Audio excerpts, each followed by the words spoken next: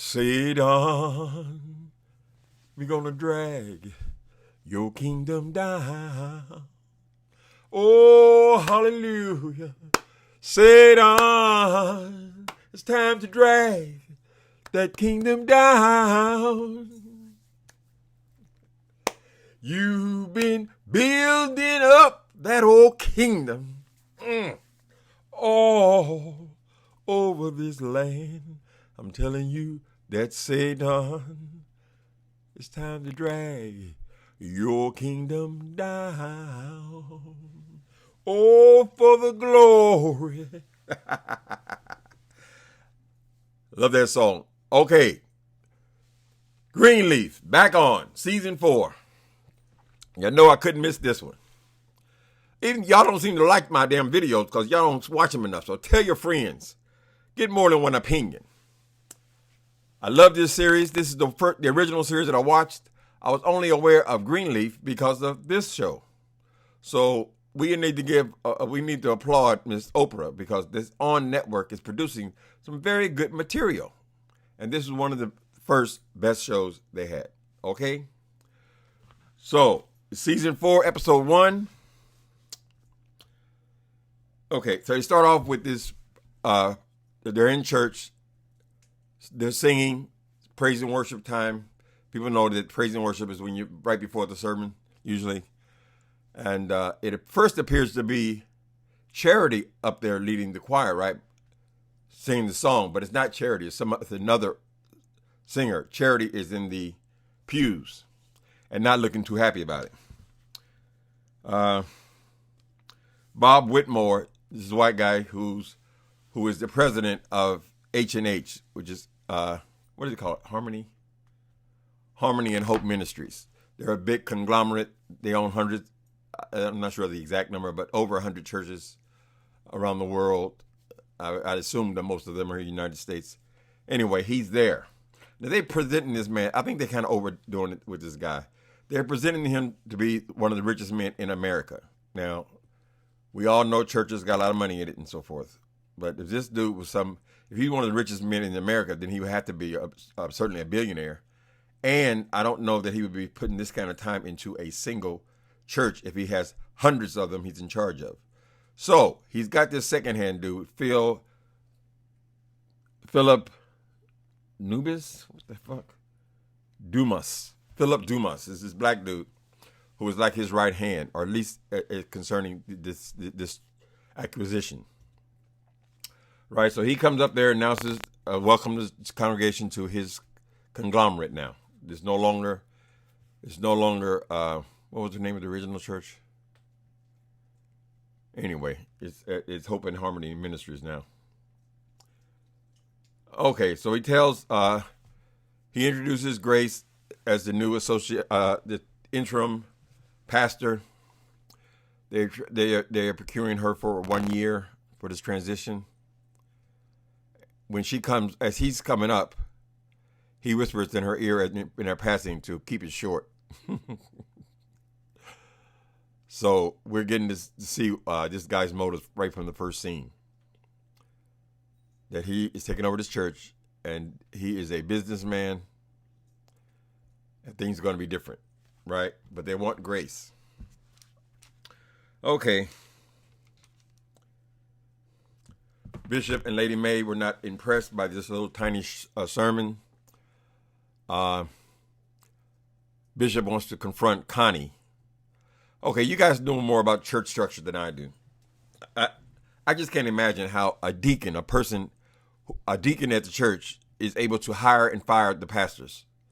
Apparently, she is able to garner enough support from her board, and the deacons can fire the pastor after he built the church. I assume that this church started as nothing, so they've actually built the building, raised the money through the years, and Connie, who is a paid employee, is able to come in there and dictate who is going to be the pastor and so forth. Now, I know that these deacons, they do have some power in the church, but I can't imagine a circumstance under which the head deacon, has more power in the church than the pastor. She decides who's in, who's out, right? Connie is turned out to be a little devil. She's as she suggested, she's probably getting a huge check for pulling this thing off, right? So Bishop wants to go and confront her. Lady Mae says, no, it's not time. But she decides to go over and have a word herself. She expresses to Bob and this woman, Connie, her displeasure in how short the service was. And then soon after that, Bob takes his leave. The ladies are there themselves. And I had to say that lady, all these names, I got to be remembering who all these people are. Connie seems to get the better hand of Lady Mae. Connie goes off on Lady Mae, telling her, we don't want you. No one in this church wants you or your husband. You can both go. You'll never get to this church again, right? And then she walks away, and on Lady Mae's comeback is the girl's got a little toilet paper on her shoe. She says, oh, Connie. Like she's going to, this is square as hell to me. I didn't get to see it all. She should have had a lot more to say than their toilet paper is on your shoe. Anyway, the girl turns around. She said, what? And Lady Mae says, oh, nothing. Like that's supposed to be the ultimate read that somebody's going to see toilet paper on her shoe. Weak. But they're saving their energy for their move, their plan to get this church back, right?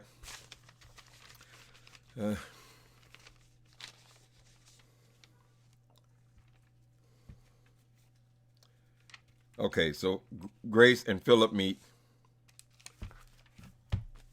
Philip is the one in charge of the transition. They want Grace, of course. They've already offered her 1 year and she's accepted.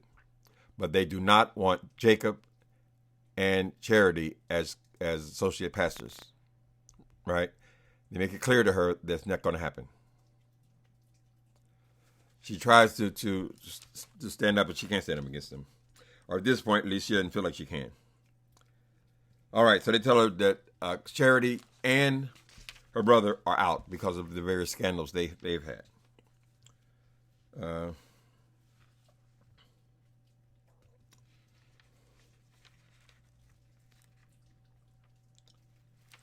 Then we have Bishop meeting with Bob. Bob is the president. He confronts Bob about what he's doing to this church. He tells him a story about how a friend of his who had another church, and the man had gotten addicted to pain pills, right? After he tried to save some people at, I think it's Hurricane Katrina. He was put on pain pills. He got hurt. He had put on pain pills. He got hooked on the pain pills. And this dude, Bob, because the man didn't want to give up his church. They had been trying for years. He wouldn't give it up. Bob planted the story, leaked the story that he was hooked on these pills, and the church booted him out. Soon after that, in 6 months, the man was dead. So he's just letting him know that I know how you guys work.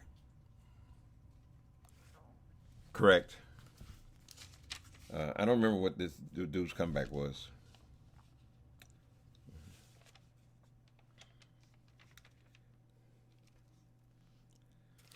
Of course, Grace, she's upset because now she has to let these family members know that they're not coming on. They're not going to be working at the church, right? So her brother, her new brother, Aaron, who is the son of her actual biological father, Lionel, he calls her and she tells him about how they don't want her brother and sister in the church. And he says, basically, I can't quote what he said, but don't worry about your brother and sister. Don't be distracted. It's just a way to keep it going. You need to get the church.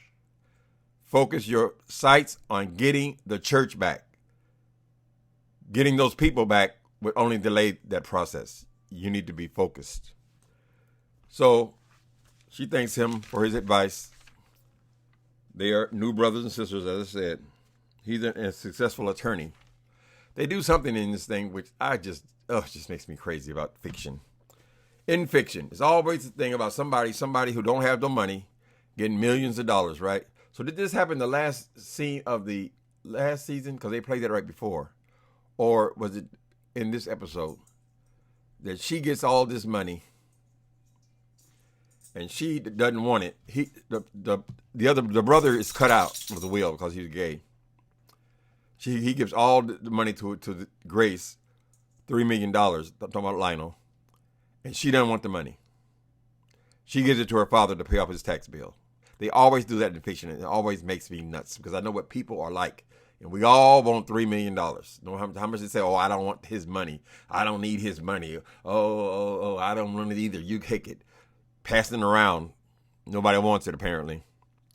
Anyway, so Lionel left all his money to Grace. Grace gave it to her father to pay off his tax debt, so he won't have to go to jail.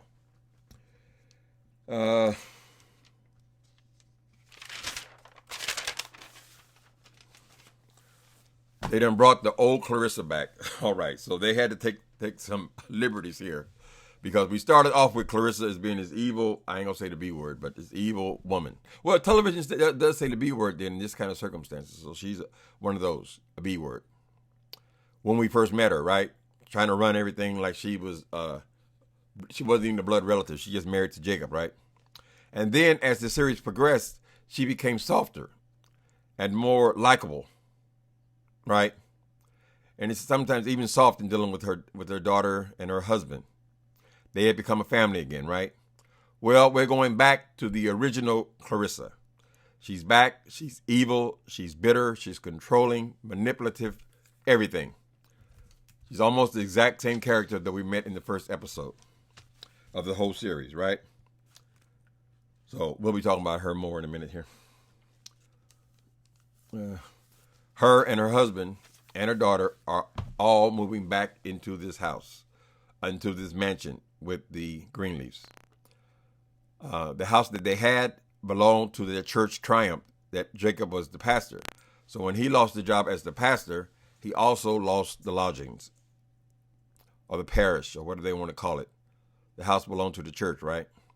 So now they done moved back in with in the mansion. I mean, mansion is a great place, but it's not their own home, right? Okay, so she don't want to be there. She hates being there. She's very bitter and angry and nasty to the family. Zora wants the cabin where Noah used to live. Cabin on the property. I thought Grace lived there for a minute. Grace lived somewhere else on the property at first. Anyway, there's a cabin there. Zora wants to live in it. Her parents are not down with it. They say they want to keep a closer eye on her after that fiasco with that boy. And she asked, can she at least ask the grandmother about it, right? So she asked Lady Mae. Lady Mae agrees to give her this cabin with stipulation. Stipulation being they do Bible studies, I think, every day. Yeah. And Lady Mae knows that woman wants the cabin herself, so she's probably being a little shady here. Anyway, Zora ends up with this really nice cabin on the property. She offers for the other girl, what's the other girl there? Sophia, to move in there with her. But no, Sophia is going to college, and she's not going to be there. She's moving away to go to school. All right. Charity, next thing we have, we just sit down for dinner. Charity and Clarisa go off on Grace. Now, Grace, I always thought she should be more aggressive with these people, more dominant, particularly since she's got this starring role in this church now. She's the pastor and all this, at least the interim pastor. But in the family situations, she always demurs to her family, it seems like. Her mother goes off on her. Charity goes off on her. Now this damn Clarissa's back in the house, and she's going off on her. They're saying that they're upset because those two are not coming on, Jacob and Charity, right? Charity accuses her. How hard did you try? Go back, demand.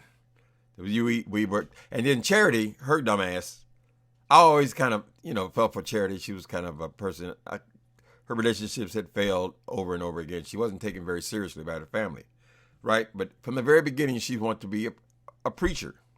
We have not seen a sample of her preaching yet, but I get the idea that the whole family has experienced that and we're not impressed. Bishop is certainly not impressed. He loves his daughter, but he does not take her seriously as anybody in ministry other than music ministry, which is something she did well. Okay. So she wants to not be taken back to the church as a head of music department. Maybe if she would have stayed in her lane and tried that angle, they would have taken her. But no, she wants to be an associate pastor herself. Many of the members, you can see the smirks on their face, find this laughable, right? But she goes off on Grace. She makes demands. She thinks Grace is not working hard enough for her family and all this kind of stuff. And this Clarisa accuses Grace of destroying everything. Everything was fine before you came here. The parents were going to stay. They would still be married. They would be married. They would be retired. Jacob would have the church. All this would have happened if only you had not come back. Although she's staying in this woman's house, Grace is the family. This girl just married Jacob. So she's taking a lead role in the family, even though she's not even a blood relative. Right? And she's always resented Grace. Now they all resent Grace because she's the one doing what they all want to do. They all want to be pastor. So anyway, eventually Grace taking enough, she stands up and storms off.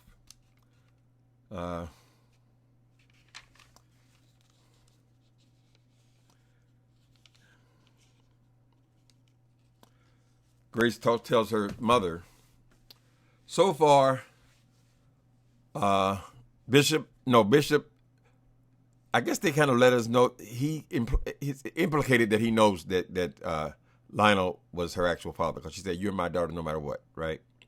But if not, we never got an actual statement from her saying that Lionel is my father. It is implied that he knows. And Lady Mae knows, right? Lady Mae had this child outside of her marriage. Okay, the rest of the family does not know this. Grace wants to tell the whole family. She wants to be brother and sister with her brother, but she doesn't like all this secrecy. Right? The secrecy has been a thorn in the side of this family. Everything is a secret, comes out years and years and years later. But she's had some secrets of her own that we'll get to eventually. Okay, Lady Mae says, no, we have to get this church. Stay focused.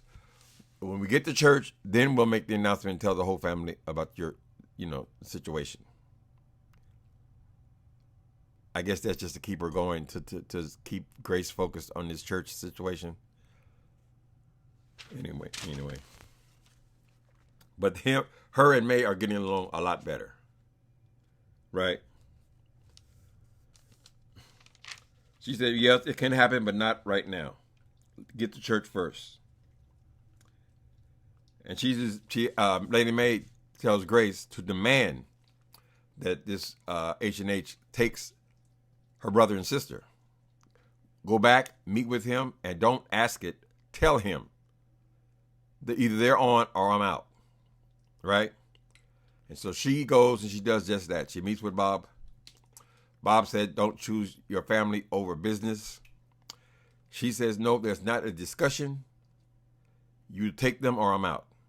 They come to a compromise, and the compromise is that, yes, they'll take Jacob as the associate pastor, but nobody wants Charity to be in that pulpit. As far as we know, Charity cannot preach. We've not got one single indication yet that Charity can preach. So even though they might not want either one of them, at least Jacob is an actual preacher, right? But they say no to Charity. That's the compromise. And Grace accepts it. She goes back to tell the family, okay, they'll take one but not the other. Of course, Charity goes off again. She's yelling, she's screaming at Grace. How you didn't try hard enough. Then why are you here? You said you were going to leave if they didn't take me. So now why are you here? Shouldn't you have walked? And all this kind of shit, right? They don't tell us how drunk these people are, but her and Clarisa, every time they go off, they seem to be drinking wine. So we don't know if they're sipping or gulping. But she goes off. They tell her it's foolish. They try to keep their giggles down, although she does catch Clarisa kind of giggling at her. They find Charity to be a little bit ridiculous. Charity doesn't see it that way. She's very serious, and she goes and makes a deal with the devil. This dude, Philip, has offered to make her associate pastor if she will be his inside woman. In other words, he wants her to spy on the family because Philip has got his own ambitions. Now, he was the right hand to this, I guess, multi-billionaire. They have all these hundreds of churches and all that. But for whatever reason, his goal is to be the pastor of what used to be Calvary, which is now an H&H church. So they call them all H&H church. That's the name of the church? I don't know. Or is it still called Calvary? We don't know. Anyway, he made that offer initially. She said no. Then, after she found out that she was not coming on at all, she calls him and says, I'm in. So now she's going to be a turncoat. We don't know what's going to happen. I watched James earlier, and he says that he thinks that he's going to end up marrying her to marry into the family. Although he wants the church, not the family. He don't need the family. So I don't know. We have to see. The writers can do whatever they want to do, and they often do throw monkey wrenches in, something that is not logical to happen. But she's going to be his spy. I have a feeling that he's going to double cross her. Maybe she'd be in exile from the family when they find out. I don't know. There was a scene where the bishop, now they are divorced, right? Bishop and Lady Mae. But they've been talking. After she saw him nearly die, she realized she was still in love with him. That was still her husband. So they agreed that he would move back into the mansion.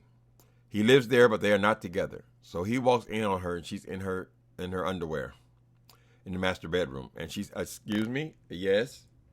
Gives him one of those. May, when am I going to come back in the bed, into the boudoir? Excuse me? Anything else? Says James, you're going to have to romance me again. You are going to have to romance a woman who's been used to having everything. Oh, you mean you want flowers and candy? And some surprises. You're going to have to make me fall in love with you again. I love you. But I'm not in love. Now, you're going to have to make that happen. We're not coming back into the room, Mae. When we're married again. Okay? She's going to do all that. She's going to tease him a little bit. Grace gets a call from a correctional facility. She doesn't take it. You know how when you get a call from jail, collect call, they let you know it's coming from jail or prison. She gets a couple of those calls. She don't take them, right? Soon after that, she gets a call from Noah. Noah is her old boyfriend, the man she was with when she was young. He was security for Calvary. He ended up leaving, right? But so he calls her, and she does answer the phone. And he tells her that the person who's been trying to call you has called me as well. And he says that he is our son. This is what I mean by the writers can do whatever they want to do. I don't think this is initially part of the storyline. Of course, they're writing it all as we go along, but they added now that these two have had a baby at some point. So we know that Grace left the family, went away, and she had, what's the baby name again? Sophia. But she had Sophia, was a white guy, while she was away. But apparently, before Sophia, she had another baby. So maybe the other baby is the reason she left. And then she had Sophia in this time that she was gone. It's not been revealed yet. This is right out of left field. But apparently the guy is in prison.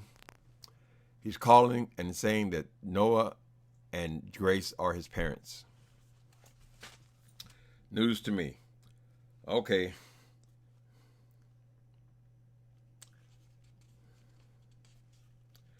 Okay, there's another storyline. There's a troubled young athlete, right? Jacob has been contacted. This dude's family wants him involved, but the athlete is having problems. One of the issues is he got drunk and ran over some Confederate monument, whatever. He might be a hero to us, to our people, but he was considered a troubled child because he was very drunk when he did it, right? So they want to bring in a spiritual advisor to coach him. So both the people who are what do you call it when they're in school and they're going to recruit this guy? These recruiters, whatever, they got to get this boy together before they can accept him as a professional, right? Before they can draft him, he needs help, and so they're asking Jacob to come in. Actually, the boy's mother is the one who knows Jacob, who was familiar with him, right? And so they offered him a job. They say that they want him. It would be much better for their board if he had a position as a minister, though, if he was a part of a church. Jacob believes that that's just about to happen. And as it turns out, it does happen because Grace gets him that job, right? So now he's got 2 jobs. He went from nothing. Now he's got 2 jobs. He's associate pastor, and he's also the spiritual advisor for this young athlete. Cool?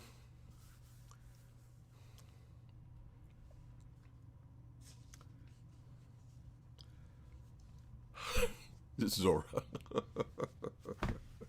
Zora is a beautiful young girl, right? She really is. She's a very pretty woman.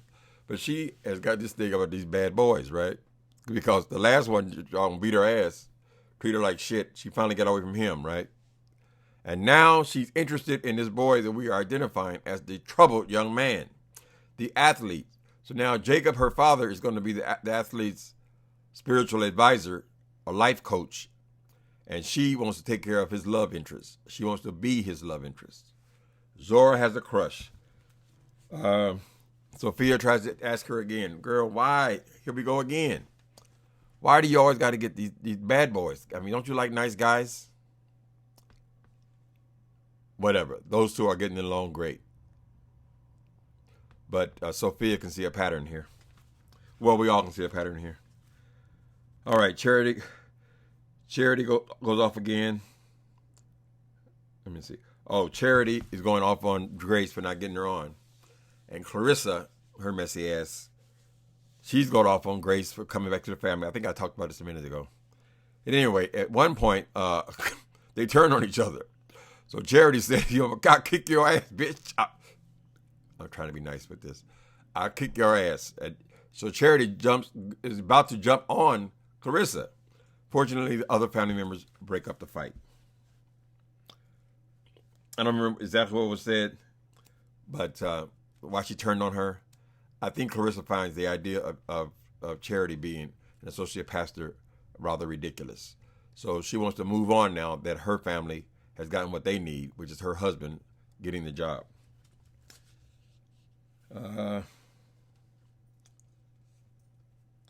Yeah, that's pretty much where it left it. The last scene is when Noah calls and said that the boy in prison is saying that he's their son. So, okay. So Greenleaf is back. This is one of my favorite shows. So I will be seeing you guys on a weekly basis. But the first episode was great. See you next week.